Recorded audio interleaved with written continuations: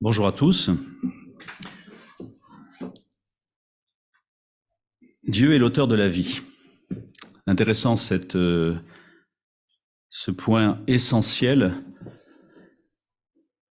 Et ce matin, j'aimerais continuer avec les églises de l'Apocalypse. Et nous allons aborder justement cette question d'une église vivante et d'une église morte. Et souvent, nos critères peuvent ne pas être forcément ceux de Dieu. Et nous allons voir que nous pourrions être tentés que par nos œuvres, par nos actions, nous pensions produire la vie en oubliant que le seul auteur de la vie, c'est Dieu. Je vous propose une lecture dans le livre de l'Apocalypse, et donc nous en sommes à la cinquième église, et c'est l'église de Sardes. Une église, nous allons le voir, qui peut poser beaucoup de questions.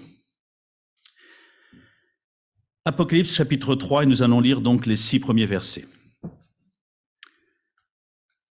À l'ange de l'église de Sardes, écrit: Voici ce que dit celui qui a les 7 esprits de Dieu et les 7 étoiles. Je connais tes œuvres, je connais ta conduite. Je sais que tu passes pour être vivant, mais tu es mort. Deviens vigilant, raffermisse ceux qui restent et qui étaient sur le point de mourir, car je n'ai pas trouvé ta conduite parfaite devant mon Dieu. Rappelle-toi donc comment tu as reçu et entendu la parole. Mets-la en pratique et change d'attitude. Car si tu n'es pas vigilant, je viendrai comme un voleur et tu n'auras aucun moyen de savoir à quelle heure je viendrai te surprendre. Cependant, tu as à Sardes quelques personnes qui n'ont pas sali leurs vêtements. Elles marcheront avec moi en vêtements blancs, car elles en sont dignes. Le vainqueur portera ainsi des vêtements blancs. Je n'effacerai jamais son nom du livre de vie. Je le reconnaîtrai comme mien en présence de mon Père et de ses anges. Que celui qui a des oreilles écoute ce que l'Esprit dit aux églises. Systématiquement, il y a un peu cette idée de écrit, rappelle-toi et sois vigilant. Mercredi, lors de notre dernier conseil, nous nous sommes arrêtés sur, nous commençons toujours par un petit partage biblique, nous sommes arrêtés sur le danger qui pourrait exister quand nous nous sentons bien, quand nous nous sentons en paix. Alors, c'est bien de se sentir en paix, avec le risque d'être moins vigilant sur ce que Dieu attend de nous. C'est parfois un danger. Quand tout va bien, on a tendance à être sur un nuage. Et on peut en oublier qu'on doit continuer à dépendre de Dieu. Parce que quand tout va mal, d'ailleurs même les non-chrétiens auraient tendance à lever les yeux au ciel. Écrit à l'ange. La parole de Dieu est aussi là pour que nous n'oublions pas ce que nous sommes. Et merci Laurence, qui est Dieu? Et notre besoin constant, même après plusieurs années de vie chrétienne, de nous attendre tout simplement chaque matin à Dieu et de rester vigilant. Sois vigilant. Un terme qui apparaît régulièrement dans la Bible. Chacune des lettres doit être prise comme un encouragement et une occasion de nous rendre sensibles aux dangers que, en tant qu'Église, en tant que membre d'une Église, on peut rencontrer. Nous restons faibles, mais nous avons un Dieu qui est puissant. Nous avons un Dieu avec un grand D. Et les 7 lettres commencent et se terminent de la même manière. Écrit, écoute. En quelques mots, sois attentif à ce que je suis en train de dire.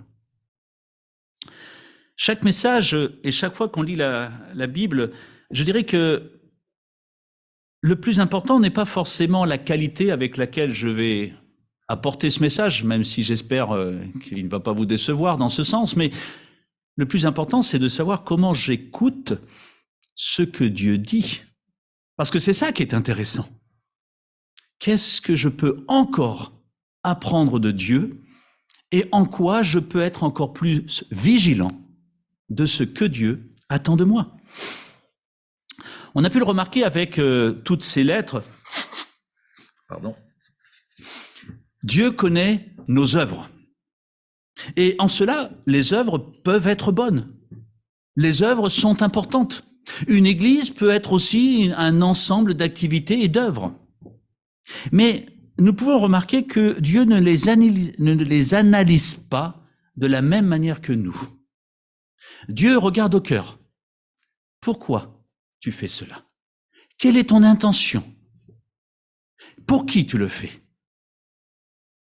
Qu'est-ce que tu attends de ce que tu es en train de faire ou de ce que tu vas mettre en place? Et nous pourrions reprendre chaque activité d'une vie d'église et se poser la même question. Dieu regarde aux dispositions du cœur de ceux qui pratiquent ces œuvres. Et reconnaissons que la lettre qui est adressée à Sardes, de ce point de vue, est relativement sévère. Sardes. Alors, Sardes, c'est une ville qui se situe sur une importante route commerciale, ce qui l'a rendue prospère. Vous connaissez le roi Crésus, enfin vous en avez entendu parler. Et si on dit pauvre comme Job, on dit riche comme Crésus. Et Crésus était l'un des rois de cette ville. Ce qui montre l'opulence qui pouvait exister. D'ailleurs, une ville qui a été prise par Cyrus, ensuite par Alexandre le Grand. Une ville importante. Et d'ailleurs, ce qui est intéressant quand on regarde l'histoire de cette ville, on se rend compte que plusieurs fois, ils ont perdu une guerre parce qu'ils étaient sûrs d'eux-mêmes et qu'ils étaient invincibles. C'est intéressant, cette petite remarque. Sardes est une église qui a besoin, et nous l'avons vu dans cette introduction, la ville de Sardes, elle a besoin de se rappeler que le Seigneur, que c'est le Seigneur, que c'est Dieu qui tient les 7 esprits de Dieu et les 7 étoiles. Et peut-être que Jean aurait pu introduire comme Laurence l'a fait. N'oublions pas que nous avons un Dieu avec un grand D, un D majuscule.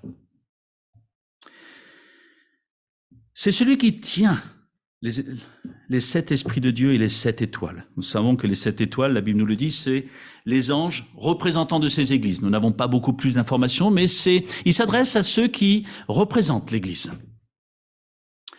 Les 7 esprits et les 7 étoiles.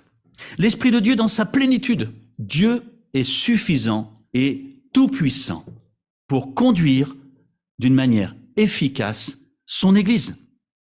Et ce qui est intéressant aussi, c'est que Jésus, peut sauver une église mourante et en faire une force vive, dont les œuvres, la louange, le témoignage sont autant d'éléments qui encouragent ceux qui fréquentent cette église.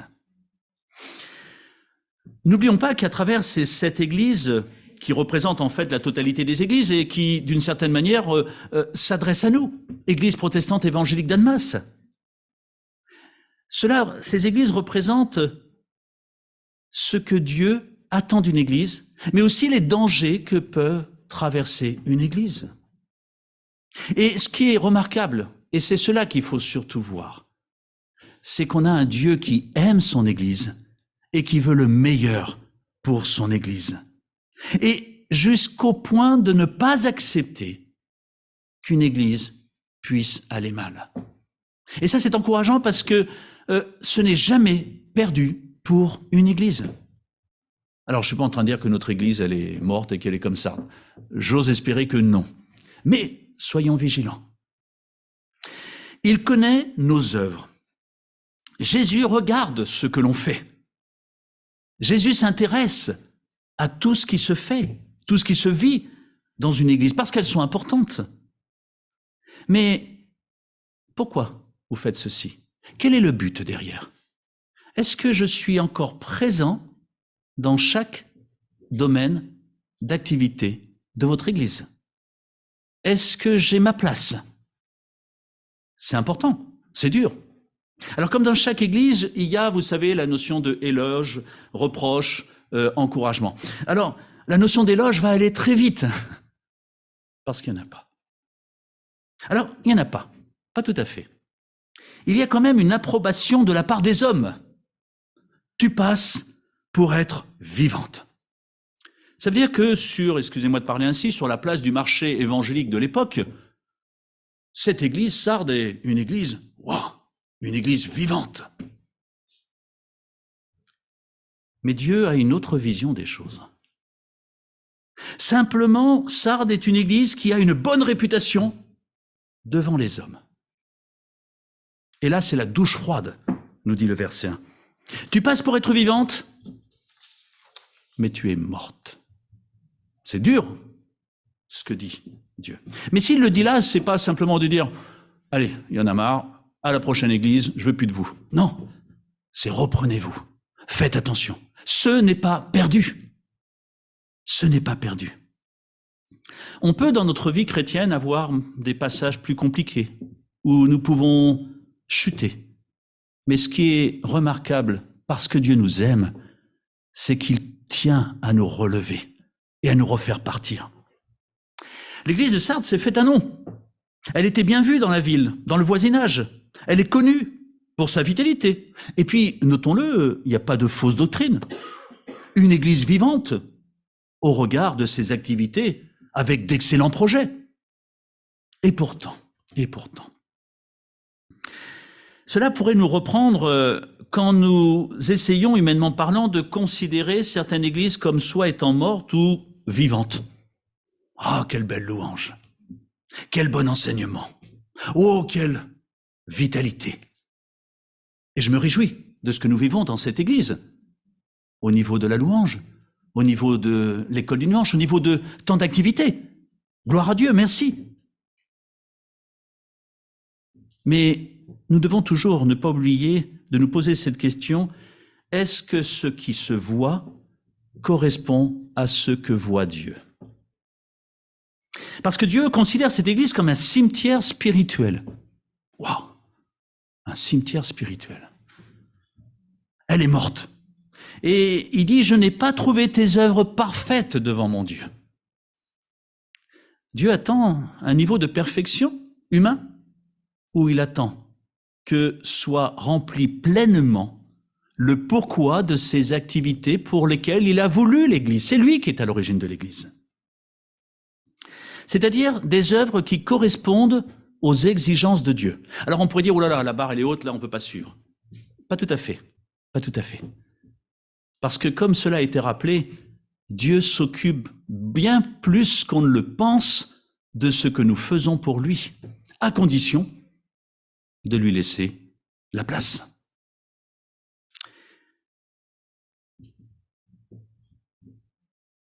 Pourquoi accomplissons-nous telle ou telle chose pour Dieu? Est-ce que Dieu s'approprie ce qui se fait dans une église, dans notre église?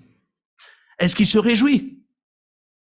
Parce que la seule bonne réputation qui compte et qui est importante, c'est celle devant Dieu. Parce que c'est pour Dieu que l'Église existe.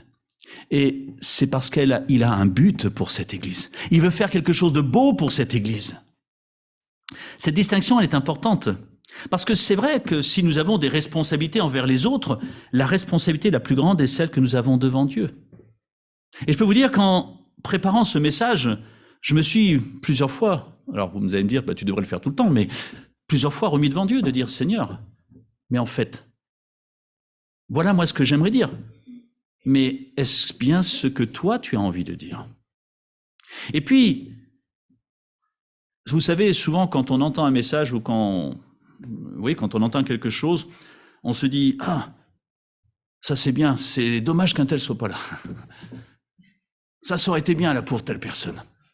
Et je dois reconnaître qu'au début de mon ministère, parfois quand je préparais un message, je me dis, oh, là pour cette personne, je pense que ça va lui faire du bien. Et puis parfois de me dire, mais c'est dommage, un tel n'est pas là. Puis après, je me suis dit, mais Seigneur, je travaille pour qui? Et de quelle manière? Parce que, et c'est aussi une difficulté pour tous ceux qui préparent des messages, c'est de se dire, Seigneur, premièrement, qu'est-ce que tu es en train de me dire?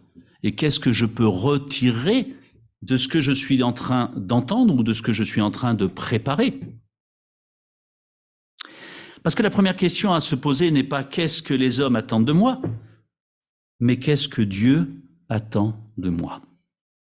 Et c'est pour ça que c'est pas simplement une bonne chose de commencer la journée en disant Seigneur, merci de pouvoir compter sur toi, merci pour ce que tu es, merci de t'appartenir, merci.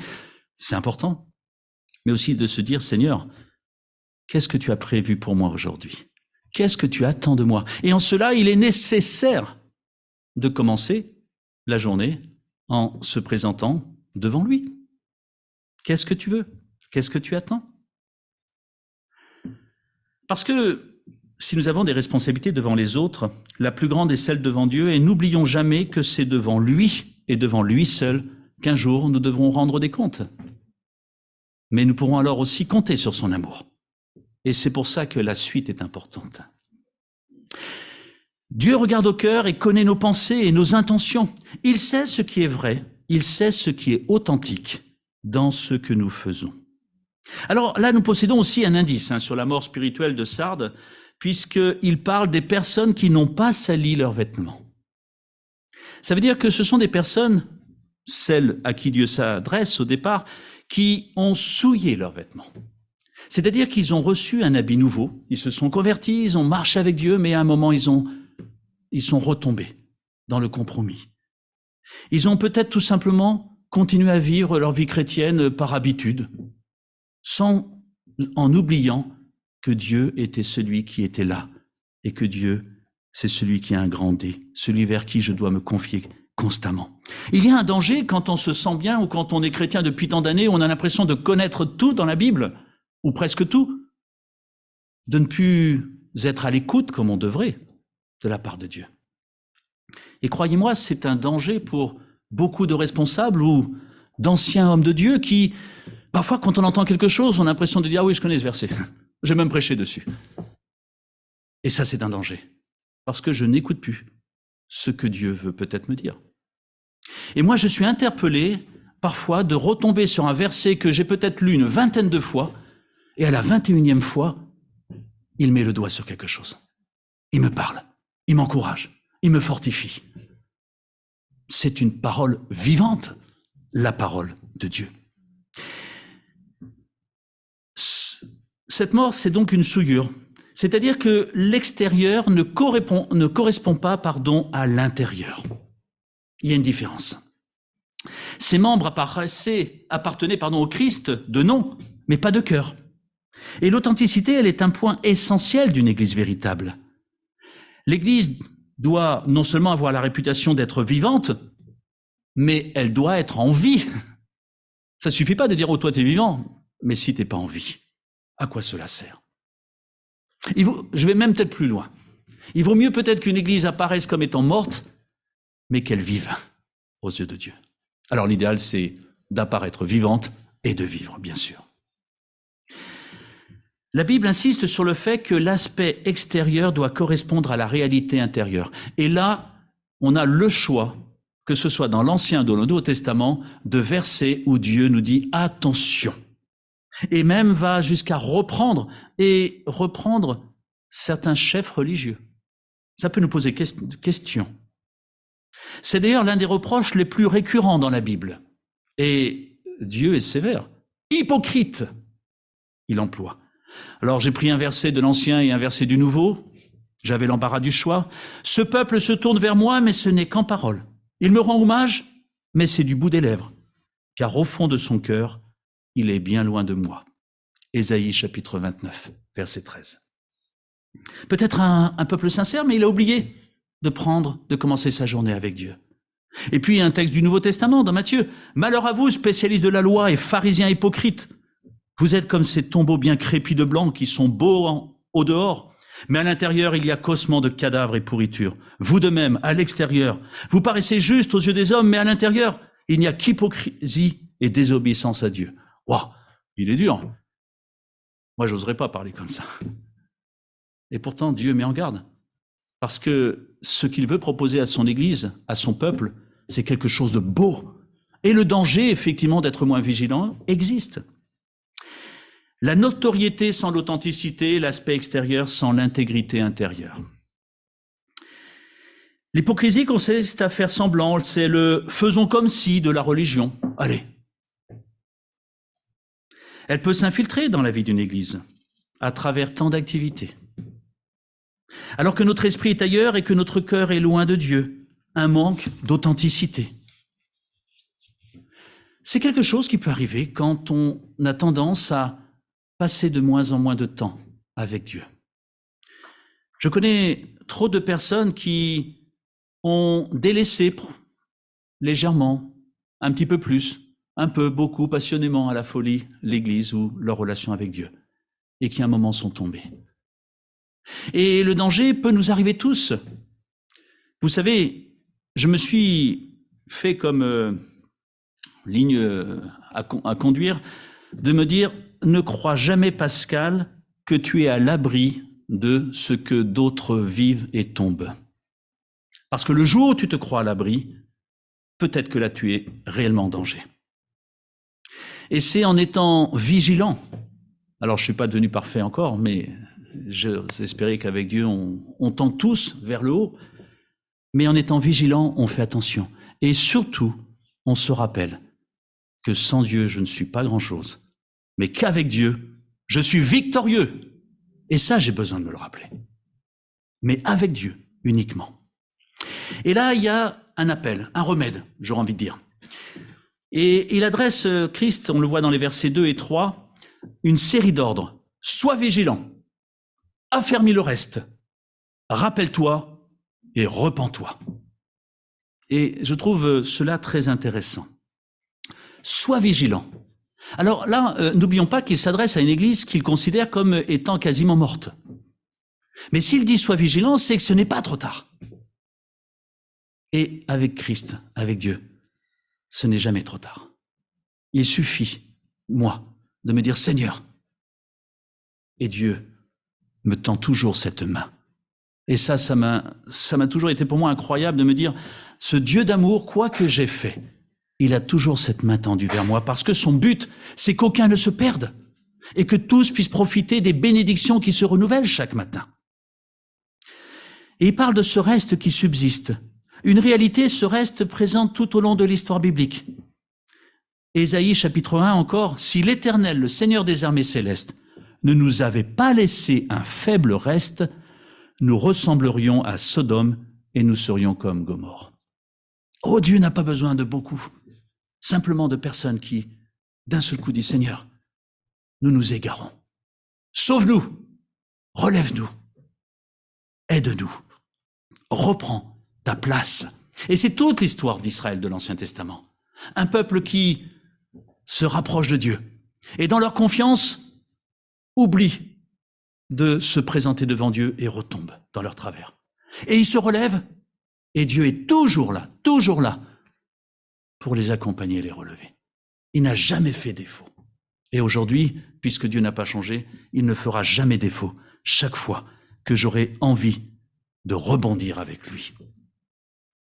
Et il n'y a pas besoin de beaucoup de personnes. Pourquoi ? Parce que tout simplement, c'est Dieu qui est à l'œuvre. C'est pas nous. Et voyons les exemples dans la Bible où avec très peu, il fait beaucoup.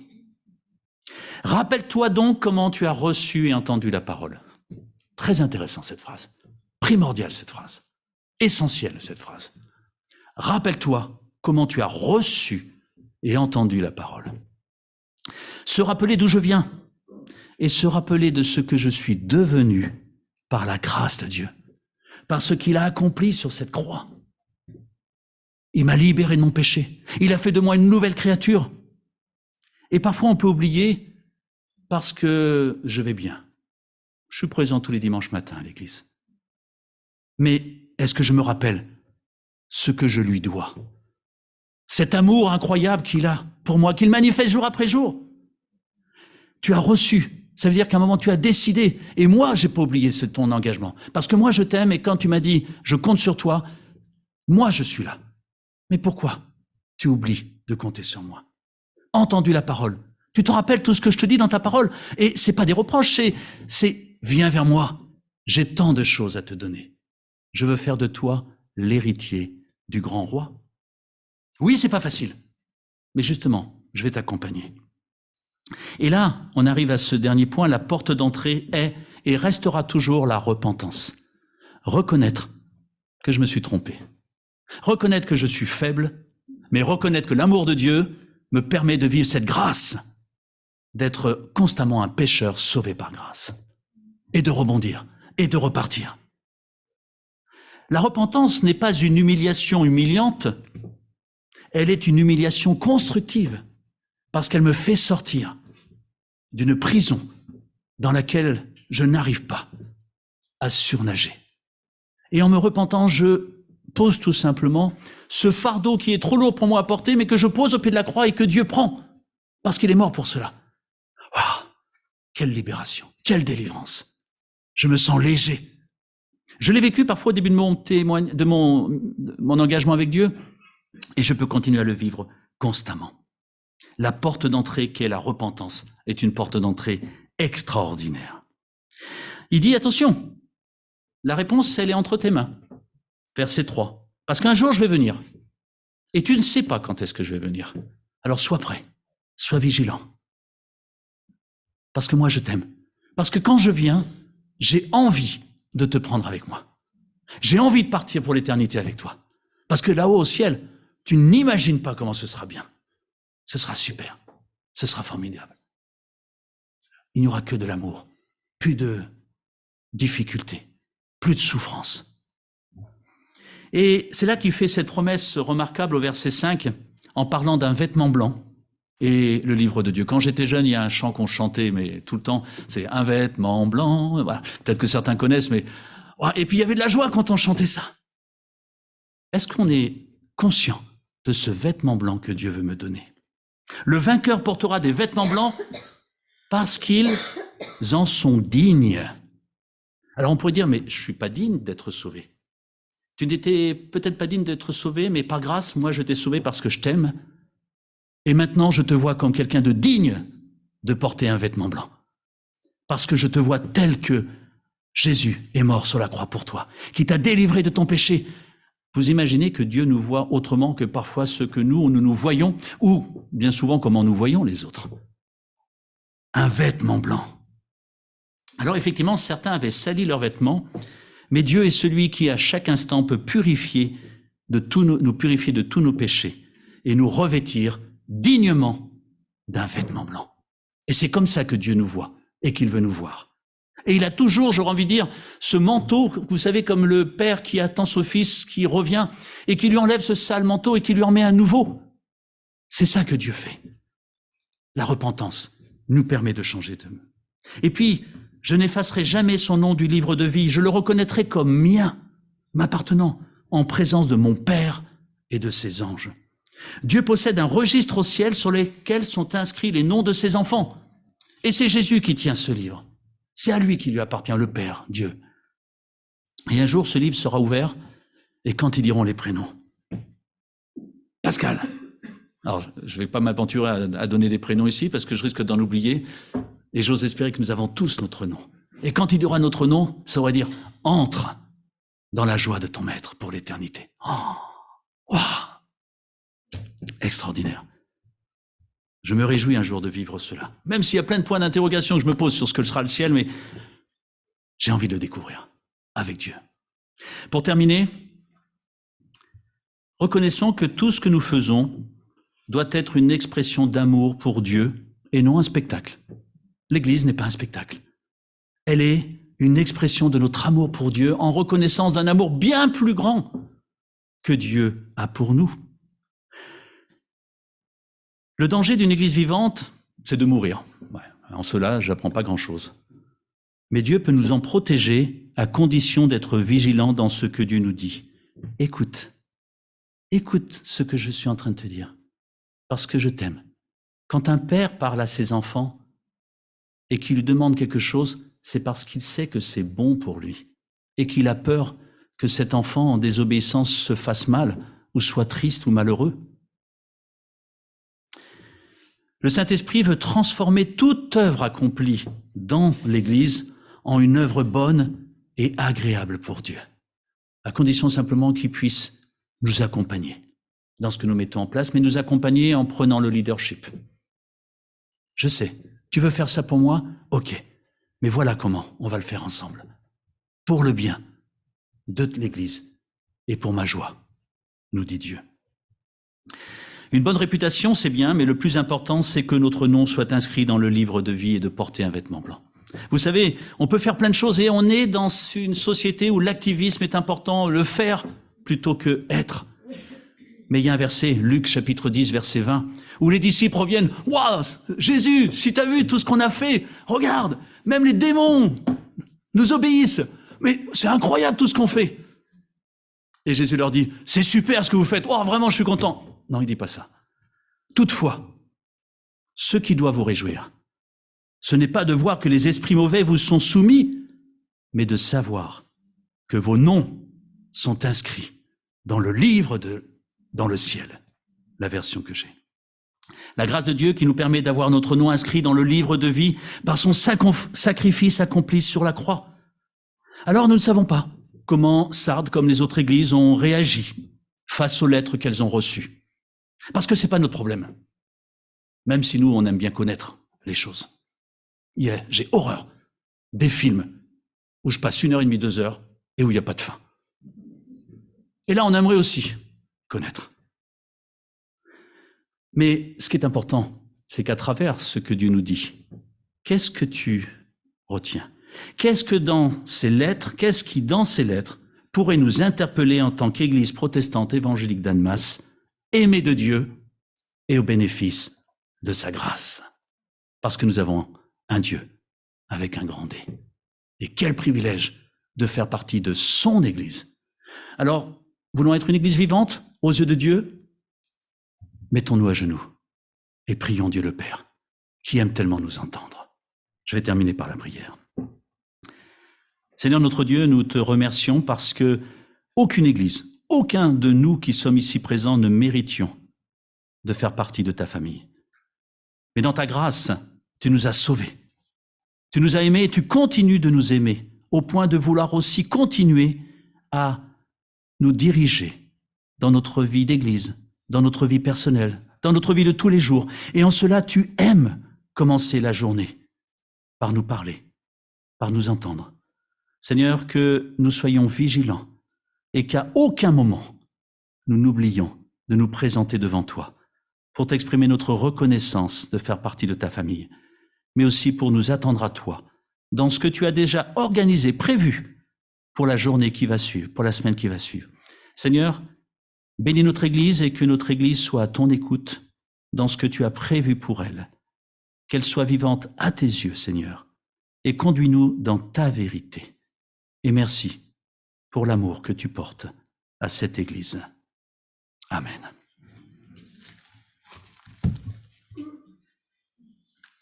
Alors je vais enchaîner avec les annonces.